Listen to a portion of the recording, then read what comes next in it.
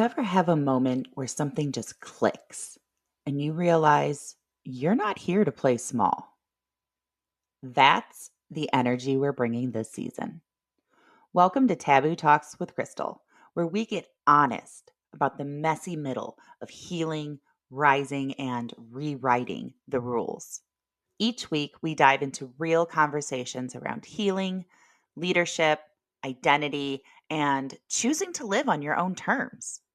No filters, no performance positivity, just truth, tools, and a whole lot of permission to take up space.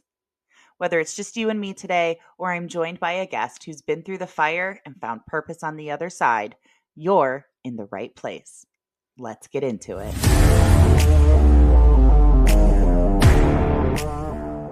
Shannon, I am so honored to have you here today. Your energy, your fire, and your voice are so needed right now. So let's start here in the beginning.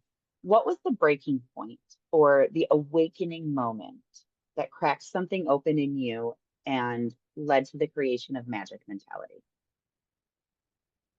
Okay, so basically, I had been trying out the entrepreneur spirit with an old colleague. I had never been thinking about, having my own business or even starting anything. But she goes, "No, you're going to be the face of my business. This is what we need you for." And so I was trying it out, for that little bit, basically promoting her. And one day she just looked at me. She said, "This is your business. You have to, promote yourself." And, I said, "Okay." And eventually I saw that my energy was being used not in the best way, and it wasn't as beneficial to me. So I stopped all of that stuff. But I got pregnant while I was in school to be a massage therapist. And then, dun, dun, dun, COVID happened. And then lockdown. And so I was pregnant and I had my youngest daughter in 2020. Now, I've had postpartum depression with all five of my children, but with my youngest one, it was different. I was alone. My husband was working out of town, he was never home. And it was me with four of the children, a newborn in the house by myself majority of the time. And I was battling postpartum depression all on my own and trying to get through it. And I was creating, different medicines and stuff because, of course, everybody's getting sick. I'm a natural healer. So I was making, sea moss gels, tinctures, elderberry syrups, all that stuff. And my cousin was like, "How come you won't just go into business for yourself?" And I'm like, "Well, I'm just making this stuff because, we're sick and it's just something that we need." But they're like, "You do a lot of Mhm. other things too. Why don't you do it, for yourself?" And I'm like, I don't know.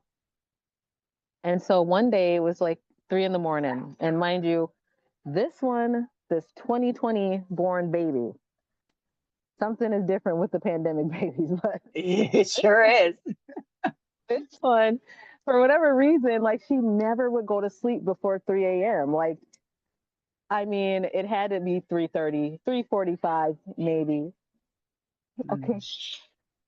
And so as you can hear, they're singing. They must know I'm talking about them. And she just wouldn't go to sleep. And I'm just like, so I was up and I was just kind of feeling it. I was all alone, but I was looking at some of the creations and stuff on the computer. I was like, well, what logo can I come up with? And I found a logo, and it was a brain tree, basically one side pink, one side blue. And all I could think about was it takes a lot of magic to get through what I'm going through. It took a lot of magic to get through the first four, but now I'm doing this on my own, and I felt I was doing very well. I mean, for being by myself for so long.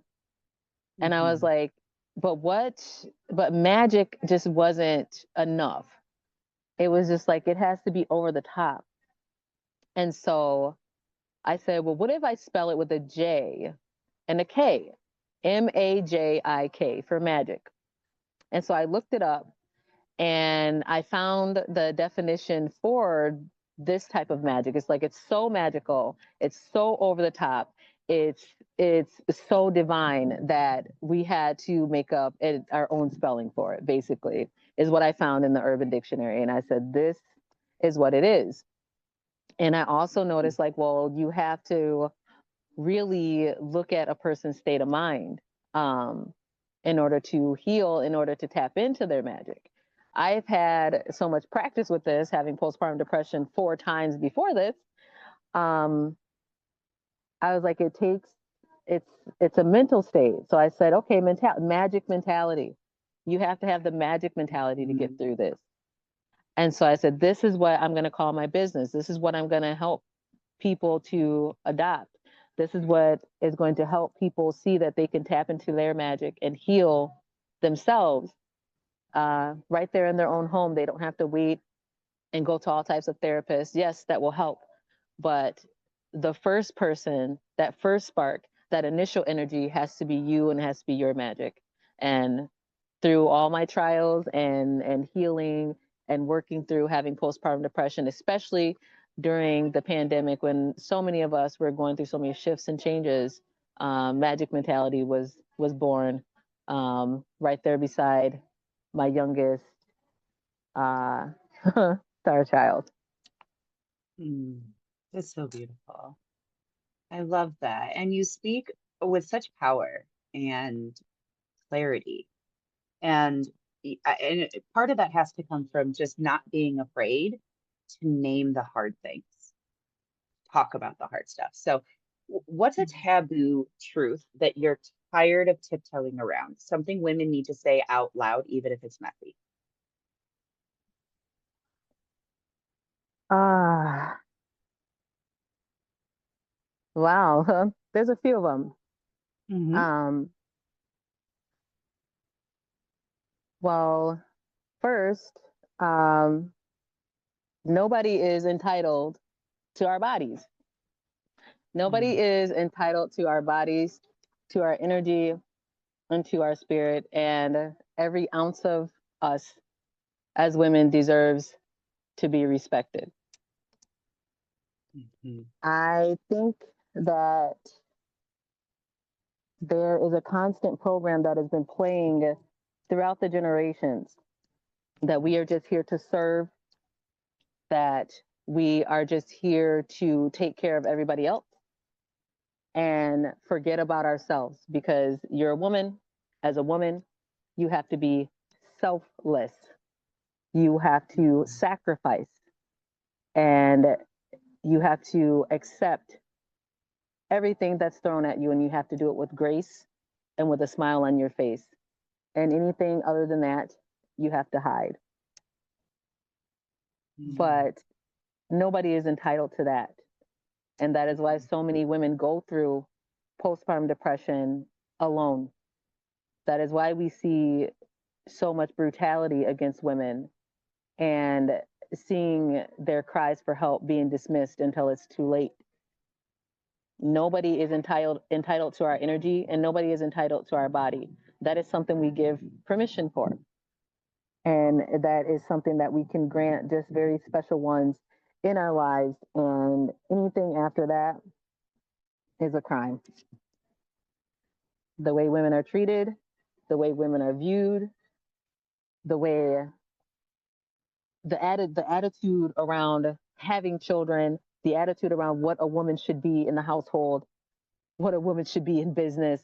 It's it's cruel, and it boils down to seeing women as objects of servitude and having people, especially our spouses or the different ones that we are with in relationships with, feel so entitled to our energy and to our bodies is something that needs to be talked about more, especially after having a child. mhm, mhm, mm. You're clearly someone who's done the work to rise, Shannon. This is amazing. Yes. I know it always hasn't looked like this for you. Tell me what belief or role or identity did you have to outgrow in order to become who you are today? Oh, I had to outgrow the program of being the submissive Jehovah's Witness wife. Mm. I had to outgrow that. Um, I grew up a Jehovah's Witness, and like many Christian-based religions, um, the woman is supposed to be submissive. Is a word that they use a lot, is to be submissive. Mhm. That the man is the man of the house. You know, he makes the final decision, and what he says, that's what goes. And so I took on that programming, watching the women in my family, um, watching my mother be taken advantage of horribly, and having her beliefs used against her when she tried to stand up for herself or stand up for her children against any type of abuse. So in my relationships and in my marriage, I took on that role because I thought that's what I had to do. Right. And when it came to my body, I was taught, well, your body is for your husband. When it came to taking care of my children and taking care of the house, well, as a woman, that's what you're supposed to do. You're supposed to take care of all of that. Mhm. He can work or not. It depends on what he wants to do because he's the man of the house, and you have to follow him. Because if you don't, that could be detrimental to your relationship with God. That could be detrimental to your spirituality, and you could even get it to where your family could be in crisis, all because you want to be a proud, forward woman, um, instead of being submissive, like God's word tells you to be. And it can cause a lot of damage to your family. So that's what I did, and I endured a lot of years of identity crisis and abuse and cognitive dissonance and really not knowing who I am without having permission to be something from my husband. Mm. And are you, and you don't have to answer, are you in good relationship with him now? We can skip it. No, Um, currently I am in a women's shelter, um, a domestic violence shelter to be specific. mm, Um, I have grown. I have put more love into myself in the past in the past 2 weeks than I have in my whole life because it was just time to move forward in loving myself and taking care of myself and accepting myself and knowing who I am. And I, and nor does any woman or anyone deserve to be abused. They don't deserve to be uh, treated in an unworthy way in their relationship. Um, and it is very difficult. It's very difficult for me right now. Um, Hold on, I got a little one calling me. What? okay.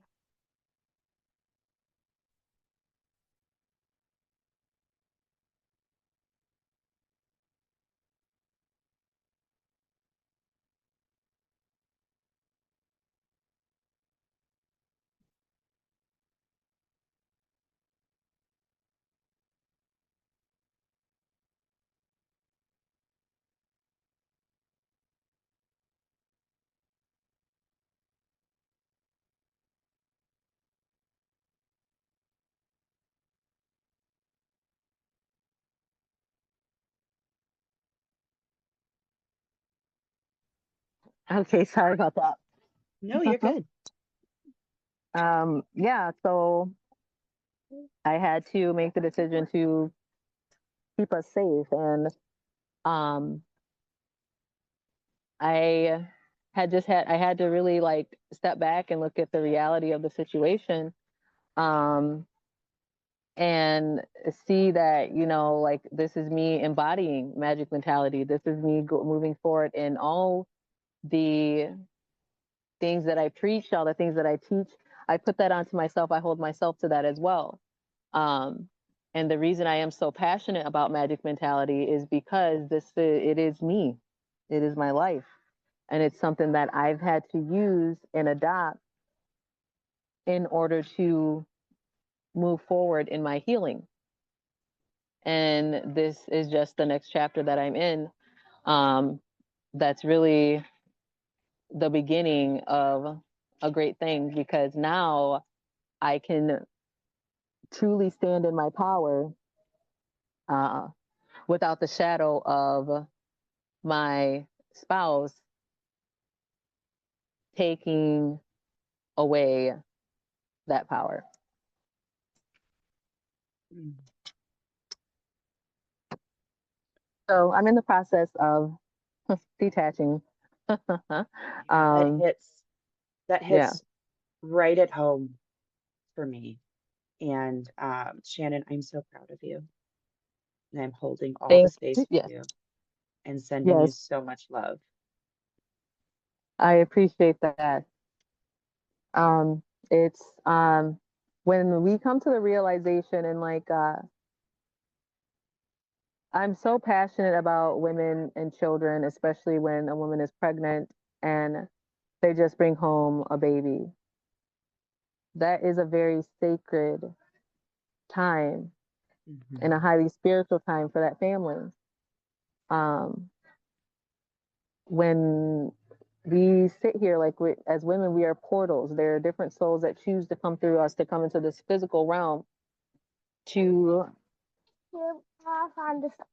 okay, to have their human experience, to go on Mhm.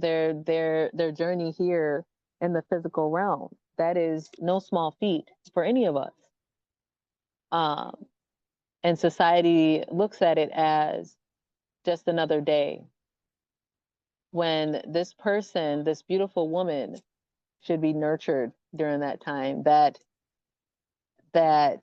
source energy that is now in the home, that prana energy that is coming through that home, is very sacred.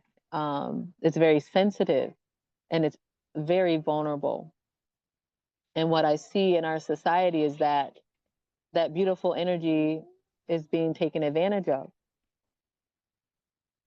Everything works in duality. So if we have this beautiful, vulnerable, sacred energy in the home, right beside it is going to be something that is very dark and aggressive.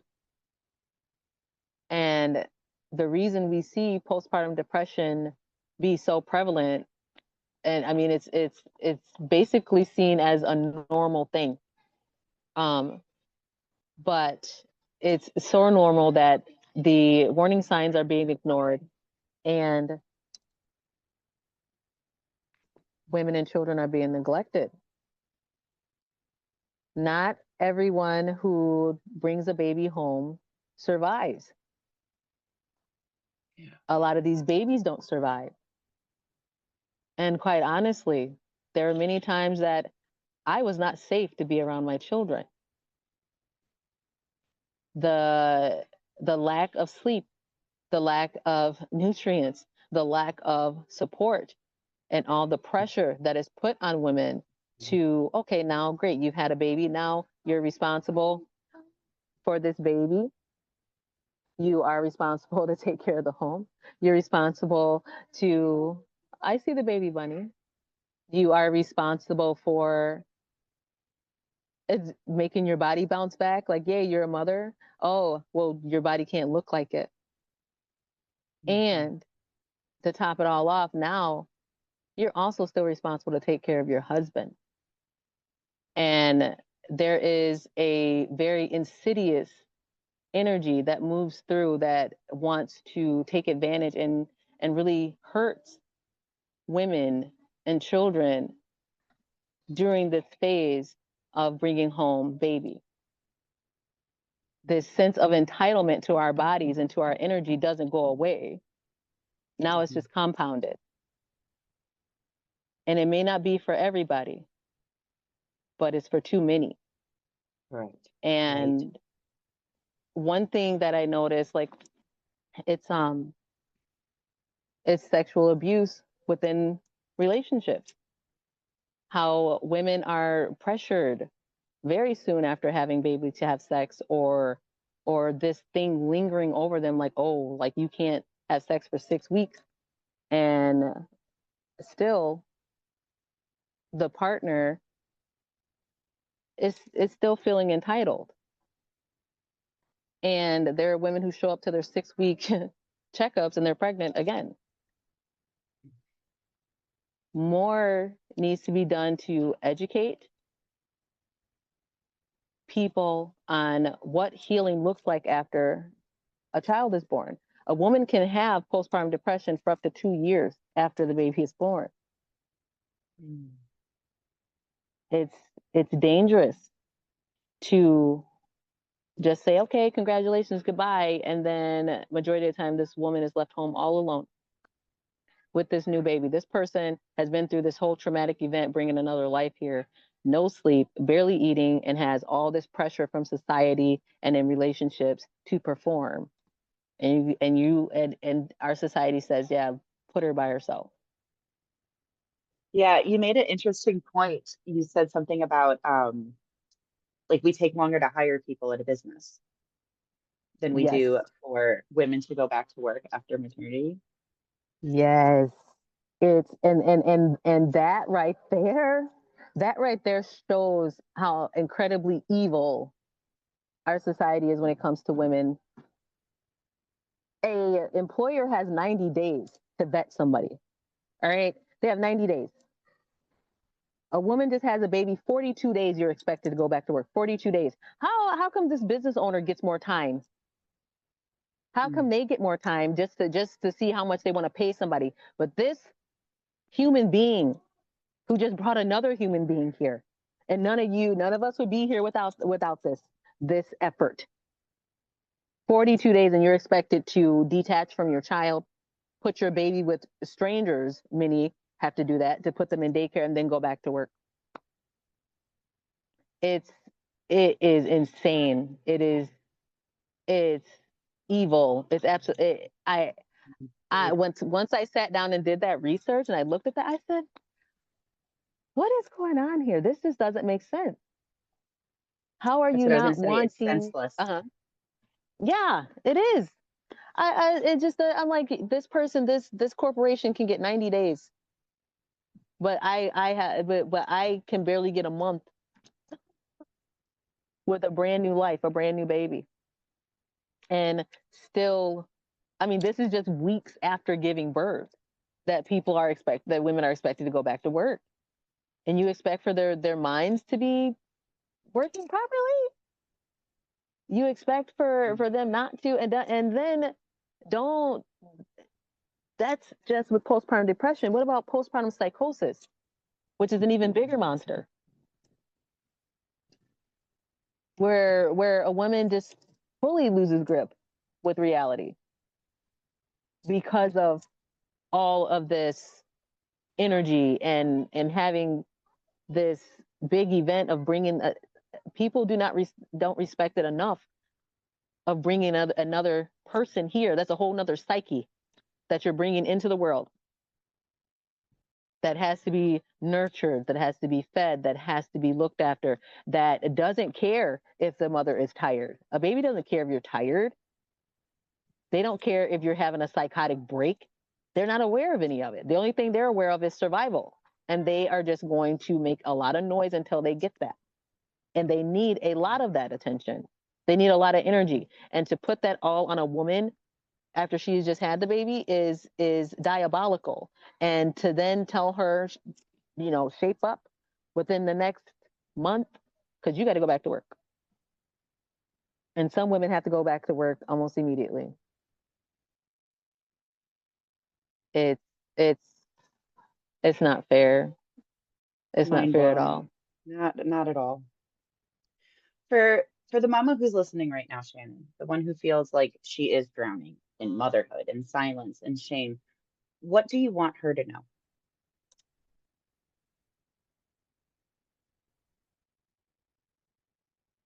Oh, Mama Bear, you are not alone. I know and I can see that you're having such a hard time right now. You can barely breathe.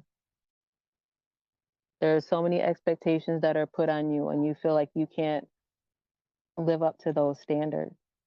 And it's okay because you're not supposed to. Take a deep breath and know that in this moment, you are in the highest power that you could ever be because you have accomplished something that only women have been blessed to do. The hard parts come from the outside, the hard parts come from society, the hard parts come from patriarchy, with all these expectations that are put on you.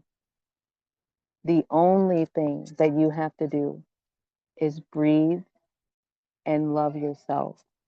Breathe and love yourself because you are doing the very best that you can right now.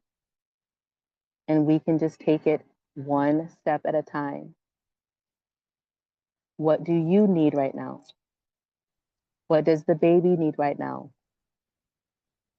Then we move on to what the house needs.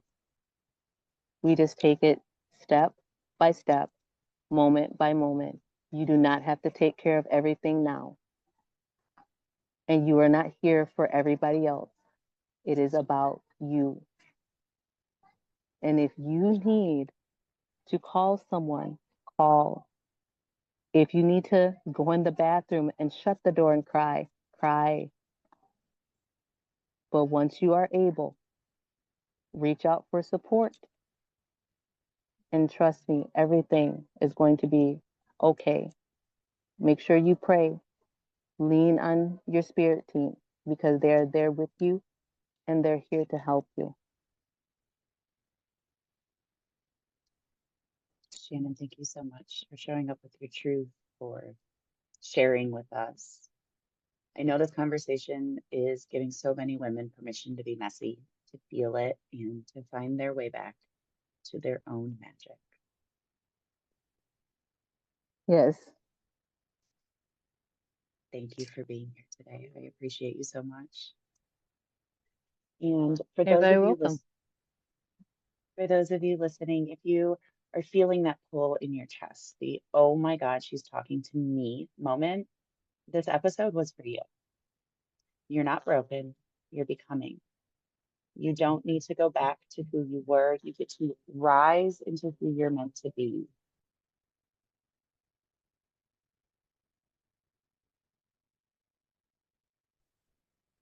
To connect with Shannon and tap into the power of Majik Mentality, check the show notes or head to krystalcasey.com/links for all of the ways to plug in. And remember, you are never alone. You're doing this work for yourself, for generations to come, and for the woman you used to be who didn't yet know she was allowed to rise. That's why we talk about the taboo, because healing doesn't happen in silence. It happens when we feel it, when we face it, and when we speak the truth out loud. If you love this episode, share it, review it, tag me at I am Krystal Casey, and I'll see you next week for another real, raw, and rising taboo talk. Woo! Take a breath, because this isn't just about pushing through or keeping your head down. This is a season of stepping up, of making moves, and the move is breaking the pattern, choosing differently, learning to trust yourself enough to stop, recalibrate, and move with intention. Breaking cycles, not just for you, but for the generations that come after you. If this episode resonated, please send it to someone who needs it, because real conversations deserve to be heard. And if you enjoyed today's episode, I'd love for you to leave a review on Apple or Spotify. It helps us reach more people who are ready to step it up. Listen, if you're not just here to survive, but to build something real, whether it's in your life, your leadership, or your business, let's connect. Whether you want to work with me, book me as a speaker, or learn how to build a brand that actually aligns with your purpose, head over to krystalcasey.com/links. Everything you need is there. And remember, you were never meant to just keep going.